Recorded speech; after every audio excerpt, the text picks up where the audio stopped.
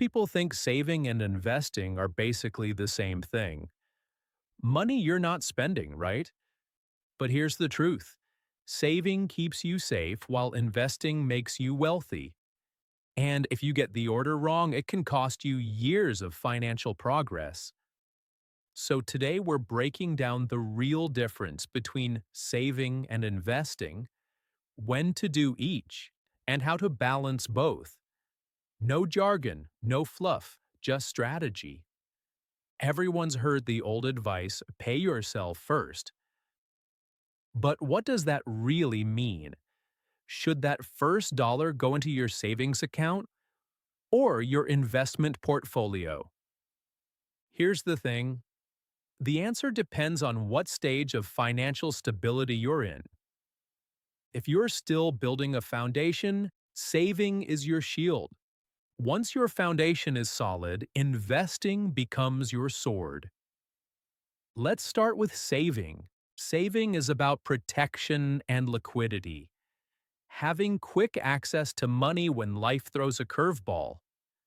It's your emergency fund, your peace of mind, your buffer against chaos. Most financial experts recommend building 3 to 6 months of essential expenses in an easily accessible account, something like a high-interest savings account. If your monthly costs are $3,000, your goal is at least $9,000 to $18,000 saved. This isn't money meant to grow fast. It's meant to be there when you need it. Now, here's the part most people underestimate. Without savings, your investments can actually make you poorer.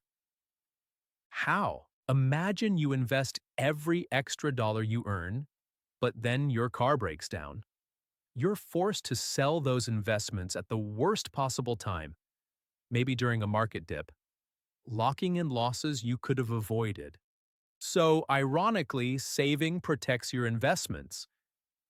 That's why step one is always building an emergency fund before you go all in on investing. Once your safety net is in place, it's time to let your money work for you. Saving helps you sleep at night. Investing helps you retire someday. It's how you turn time and compounding interest into wealth. Let's say you invest $500 a month in an index fund that returns 7% per year. In 20 years, that's about $260,000. But if you simply saved that money in a bank earning 1%, you'd have only $132,000. That's the power of compounding. Here's the problem with saving too much for too long: inflation. Inflation is like a slow leak in your financial tire. Every year, your dollar buys a little less. Let's say inflation runs 3% a year and your bank pays 1%. You're losing 2% in purchasing power every year. That might not sound like much, but over 10 years, your savings lose nearly 20% of their real value. That's why saving alone won't make you financially free. It's essential, but it's only half the equation. So, what's the right balance between saving and investing? Here's a practical roadmap. Build an emergency fund first. 3 to 6 months of essential expenses. Pay off high-interest debt. Credit cards at 20% interest? They'll outpace any investment return. Start investing regularly. Even small, consistent contributions matter more than perfect timing. Keep saving for short-term goals. Vacations, a car, or a home down payment should stay in cash, not stocks. This structure ensures your financial base is secure before you chase higher returns. Saving and investing also play different psychological roles. Saving gives you security, the comfort of knowing you can handle life's surprises. Investing gives you motivation, the excitement of watching your money grow and compound. Both are emotionally rewarding in different ways. If you only save, you'll feel safe but stagnant. If you only invest, you might feel ambitious but anxious. The trick is balance, security, and growth. Let's clear up a few myths. Myth number one: I'll start investing once I'm rich.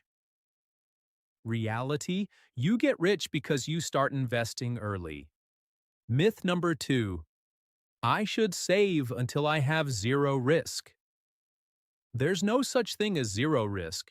Even holding cash carries inflation risk. Myth number three: I'll just invest everything and pull it out if I need it. Markets don't move on your schedule. Your emergency fund exists to protect your investments from emotional decisions. Let's look at two friends, Sarah and Mike. Sarah saves $20,000 in a high-interest account before investing. Mike skips that step and invests everything right away. A year later, Mike's car engine fails. He sells $4,000 worth of stocks during a market drop, losing $800 in the process. Sarah pays cash from her emergency fund and leaves her investments untouched. Who's ahead? Sarah. Not because she earned more, but because she didn't lose unnecessarily. That's the difference between being financially prepared and financially reactive. Once you've built your safety net and paid off bad debt, it's time to go all in on investing. Here's how to transition smartly. Automate contributions.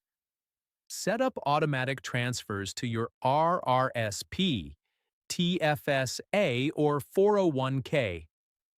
Diversify.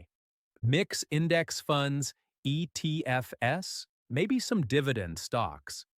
Increase your investment rate each year as your income grows. Stay consistent. Don't try to time the market. The goal isn't to get rich overnight, it's to get wealthy for life. So, which should you prioritize first, saving or investing? Here's the short answer: save to protect, invest to prosper. You save to build stability. You invest to build freedom. And when you master both, money stops being a source of stress and starts becoming your greatest tool. If this helped clarify your money roadmap, make sure to hit subscribe and turn on notifications. On this channel, I simplify finance so you can build wealth with confidence, one smart decision at a time. See you in the next video.